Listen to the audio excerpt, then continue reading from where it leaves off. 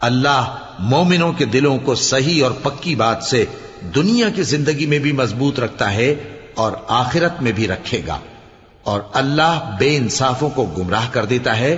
اور اللہ جو چاہتا ہے کرتا ہے۔ کیا تم نے ان لوگوں کو نہیں دیکھا جنہوں نے اللہ کے احسان کو ناشکری سے بدل دیا اور اپنی قوم کو تباہی کے گھر میں لا اتارا، یعنی دوزخ میں، کہ سب ناشکرے اس میں داخل ہوں گے اور وہ برا ٹھکانہ ہے۔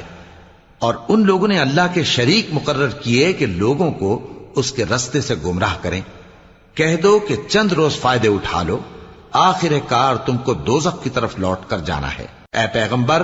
میرے مومن بندوں سے کہہ دو کہ نماز پڑھا کریں، اور اس دن کے آنے سے پیشتر جس میں نہ اعمال کا سودا ہوگا اور نہ دوستی کام آئے گی، ہمارے دیے ہوئے مال میں سے پوشیدہ اور علانیہ خرچ کرتے رہیں۔ اللہ ہی تو ہے جس نے آسمانوں اور زمین